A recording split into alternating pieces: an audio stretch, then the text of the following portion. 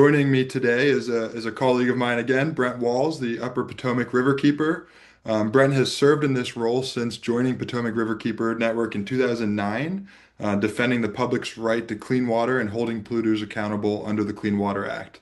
With a background in environmental science and freshwater ecology, Brent brings a powerful scientific lens to river advocacy, strengthening enforcement actions, and supporting watershed groups across the region. Today, Brent will take a deep dive on PFAS, the so-called class of forever chemicals that are now showing up virtually everywhere in our communities. And so Brent's going to give us the education and the deep dive on it, and then we're going to lead into some legislation that's going to focus on it. So, Brent, thanks for being here. Sounds good, Matt. Thank you. And thank you for all the organizers putting this together and everyone that's showing up today. I also want to give a real quick shout out to Ted. Amazing work by him and all the other advocates and legal minds. It was an animal, and just congratulations, kudos to you, Ted, and keep on it and keep at it. So, hi everyone. My name is Brent Walls, your Upper Potomac Riverkeeper. I've been doing PFAS issues since 2018. You can go to the next slide. And so this is kind of like my PFAS 101. I've been giving this spiel probably for the last 5 years, and really wanted to start out with history of PFAS, just to kind of really framework that it's been around for a very, very long time. Look, it was invented in 1938. Some of the really early markers, PTFE, and then PFOA and PFOS, probably some of the two components of PFAS that are the most well known were invented in the 1940s. Scotchgard, if everybody remembers that, love to have a couch or piece of furniture that had Scotchgard because it was stain resistant.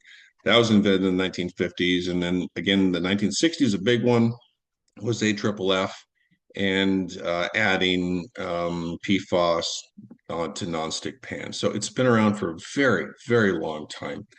And as you can see, 50, 60, 70 years, and we're just now getting around to trying to figure out how we can stop PFAS from impacting our lives.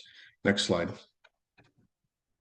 So what I always like to do is I like to start off with a little, what kind of chemical is PFAS? Because I think it's really important for a basis to understand the components of PFAS. Now, PFAS, polyfluoroalkyl substances, is actually referencing a family of, I think the marker maybe is around 15,000 of these different chemicals. And they are, again, man-made. They're composed of long chains and short chains. Now, the longer the chain is considered more toxic, and that's PFOA and PFOS is probably one of the longer chains out there. And then, short chains are toxic, but they're just not as large. And there's some other properties that they can move around a lot faster. And the larger chains can sometimes break down and degenerate into some of those shorter chains. So the nature of these chains, what does that mean? The fluorine and carbon bond is probably one of the strongest chemical bonds that's out there in nature. And it's almost impossible to break. And that's one of the reasons why it's called a forever chemical. The compound of all PFAS is made up of a head group and a tail group. Now, this is very, very important because the head group likes water.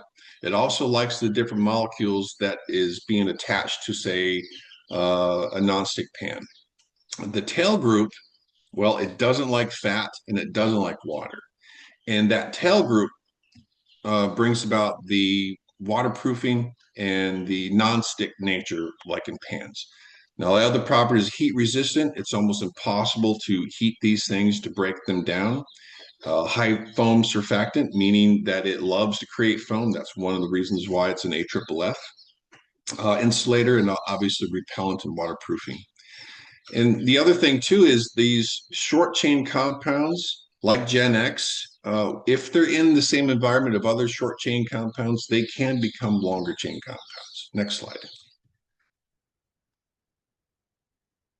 So again, what kind of pollution is PFAS?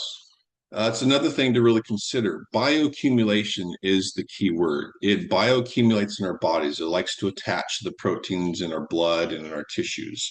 So bioaccumulation is like the three little fish.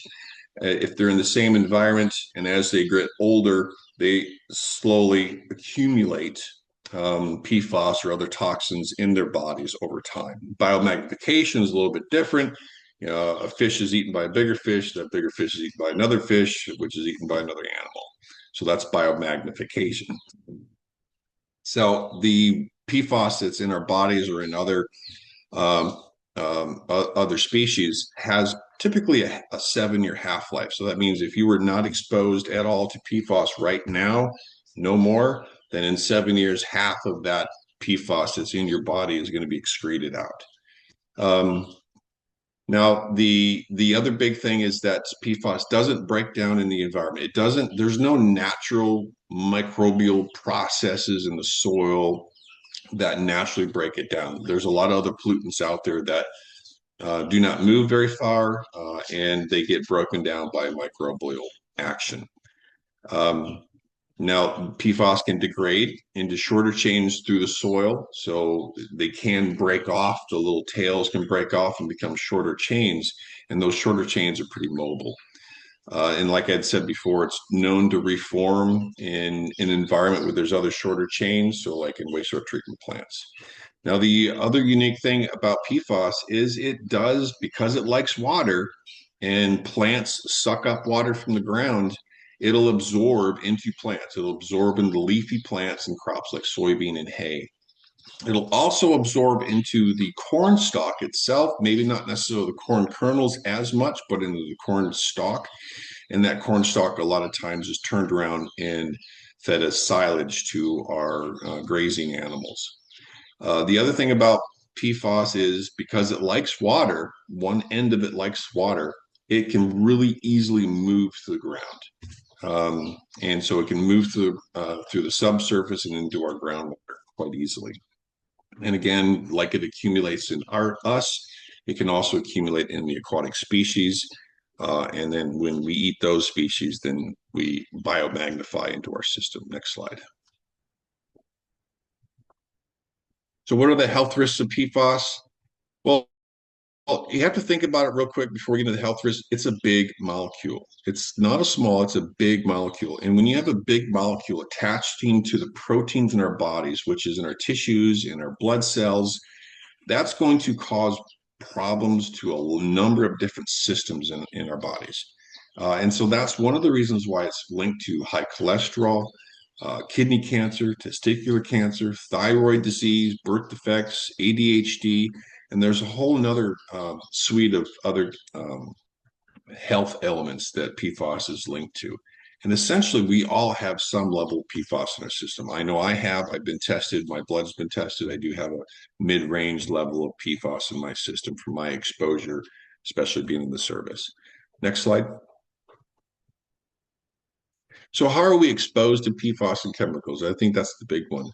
Well, there's a primary and a secondary exposure. Primary exposure is drinking water. That is the number one, and that's one of the reasons why the country and the federal government and a lot of the state governments have focused on public drinking water to try and remove the PFAS from that and remove that as a primary exposure. Unfortunately, there's no mechanism to do that in private wells.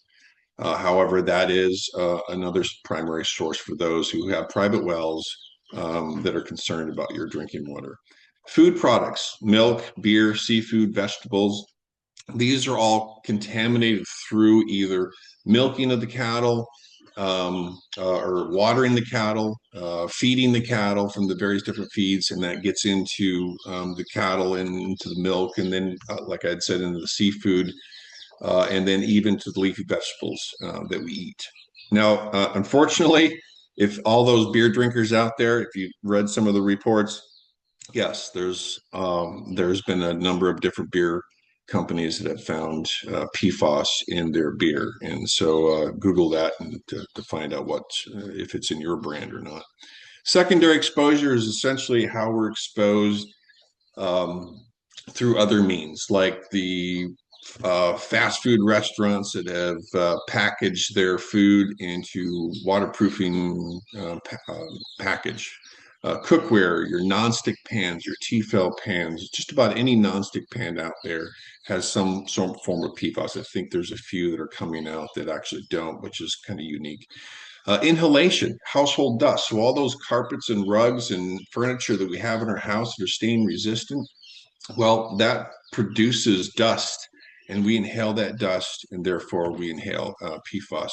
Likewise, for ag workers that are out in the fields using biosolids or other pesticides and herbicides, they're going to be inhaling that dust as well, being exposed to PFAS. And then there's a lot of waterproof cosmetics, waterproof sunscreen. If you are out in the sun and you don't want to burn and you put on that waterproof sunscreen, you're exposing yourself to PFAS.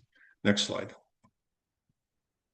So how do you comprehend PFAS levels? And that's a really important part because you're going to hear terms like parts per trillion and parts per billion.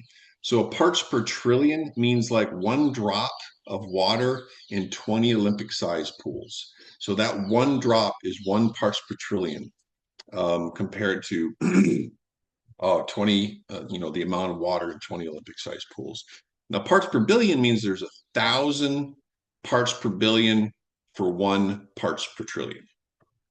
And that's a really important distinction because there are some uses of both these terms. Now, the EPA drinking water MCLs, maximum contaminant levels, were put out there not too long ago. Now, the health risk was set at 0 parts per trillion or 0.004 parts per trillion, way below, almost 1,000 below parts per trillion. But since our labs and everything else out there really can't test to that small level, they set PFOA and PFOS to 4 parts per trillion, and these other three PFAS to 10 parts per trillion. Now, concentrations of soil is a little bit different because it's measured in parts per billion because of the transfer of parts per billion in the soil and how it gets into our bodies through that process. And EPA came out with a draft risk assessment of biosolids in 2020, January 2025, but just a draft at 1 parts per billion PFOA and PFOS and PFOA. Next slide. So sources of PFAS, where are they? What are they? Military sites and airports, those are the primary hotspots because of the use of AFFF. Wastewater, all wastewater has some level of PFAS, whether it's an industrial because they're using the chemicals specifically, or even on our public domestic waste streams, because a lot of the products we use in our homes every single day have PFAS that are adding to the problem. Biosolids, sewage sludge from wastewater treatment plants is another source of PFAS, and it's usually concentrated because it's separating from the effluent that's getting discharged in our streams from the treatment plant, concentrated into sludge. Landfills, the leachate, all these products we throw to landfill, even some of the sludge and biosolids go to the landfill. That has a leachate. That leachate has PFAS in it. Pesticides and herbicides are another big source. And contamination of water sources, it's happening. Rivers and streams from the runoff, from point source discharges, groundwater, it's leaching from all these different sources into the ground and impacting our private wells. Next slide. So how do we fight PFAS? Well, we have to identify it. We have to identify where it is, how bad it is, so that we can start working on stopping these various different sources. And now we know where the sources are.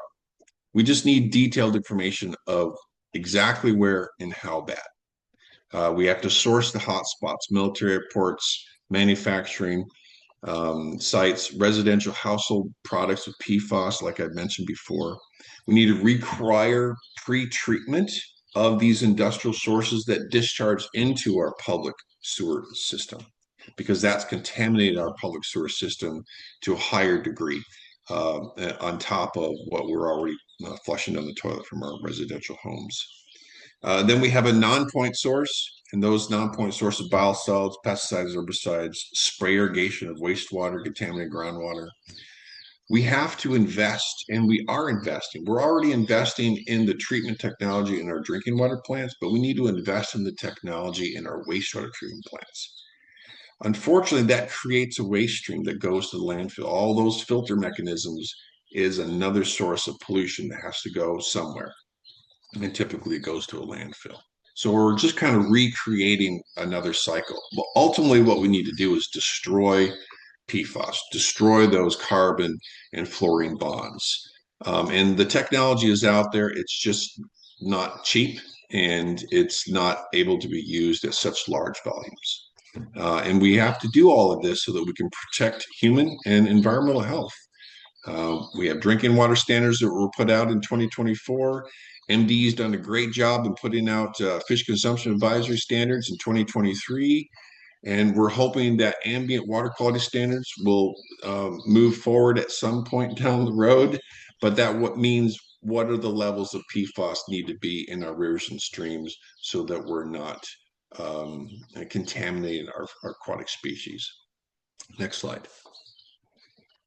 So biosolids is kind of what I want to focus on at the end of the last few slides here and really kind of hone in on what is biosolids. It is sludge from our treatment plants.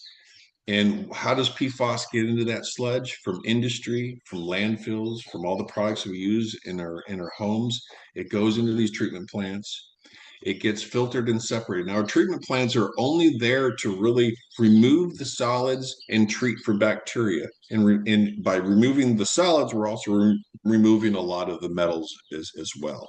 But we're not removing anything else. We really don't have the filtration systems to do that. Now, we do have some ENR systems that's removing some nutrients, but all of those other things that are in the waste stream are being concentrated in the biosolids, like PFAS.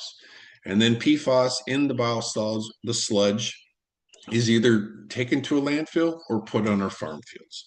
And when it is on our farm fields, the PFAS can easily leach into the groundwater, can run off into our streams, can be absorbed by the agricultural workers, can be consumed by the cows, can be uptaken by the crops and plants that are grown there.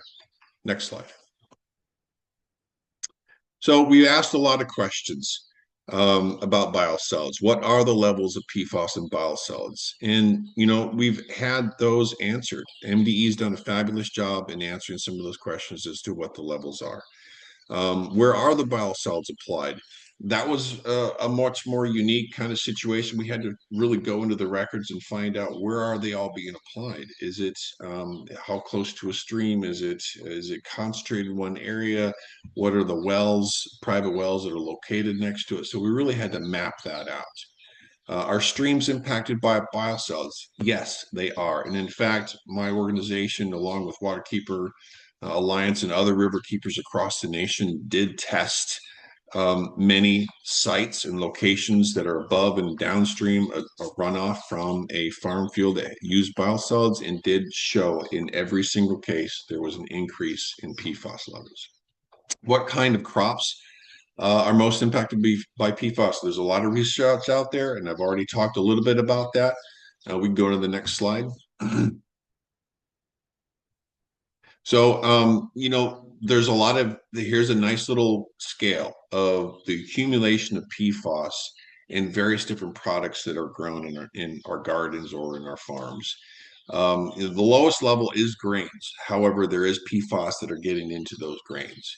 And as you go up in the vegetables become more leafy, then there's a greater amount of PFAS in there. And those grains and silage get fed to our cattle and to our milking cows, and that then goes to our tables. So we really had to kind of dig down, what does this all mean? And we had some other information about the direct field grazing, 30-day hold on grazing after biocide application, but only 30 days. They can still graze those cows and cattle on the biocide applied field. Then you have Class A and Class B. Class B, really the differences between the two is pathogens and dryness. They're Class A biosolids, and sometimes is referred to bloom in one particular case. That is sold commercially to not just farmers, but also to residents.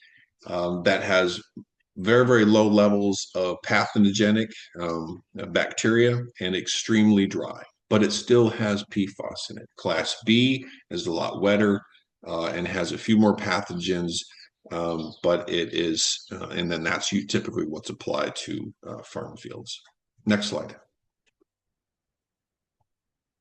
So it really takes a coalition, and it has taken a coalition to really address PFAS. In 2019, our organization and a lot of other advocates started to express our concern with the MDE and other state agencies about PFAS. Now, Maryland, I have to commend Maryland. They really have responded to our concerns over the past few years. In 2023, they did a whole lot of work from 21 to 22 to 23 to sample all kinds of different locations across the state, and they came up with fish consumption advisors for PFAS. Probably one of the first states on the East Coast to do so statewide.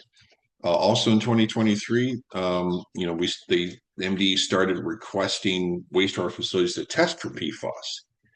And then later in 2024, we found that we really need to know what is in our waste streams, what is in the biosolids, and then MD decided to mandate PFAS testing. And now we have at least 2 years of information, what's in our wastewater streams and what's in our biosolids. And that's what also has helped us come up with a more focused biosolid bill for this year. And speaking of legislation, 2022, we started this adventure out with the Walter Taylor Act, banning AFFF, food packaging, PFAS, there are rugs and carpets that have PFAS in it. 2024, the Protecting Waters from PFAS Pollution Act, and that was really pre-treatment, looking at the sources before it gets into our public waste streams that use PFAS and try to eliminate that and filter it out. And then last year we attempted to do a biosolids bill. We were very ambitious and we were not successful. And so that's why we worked really hard the end of 2025 and into 2026 to work with advocates, to work with MDE, to work with utilities, work with other legislators, have all these different group sessions, and come out of those group sessions with a better understanding of what we needed to really do to address biosolids in the state of Maryland and also PFAS in general. And so we focused on biosolid bill and then a product phase out bill. Yeah. I think next slide, and I think I'm done.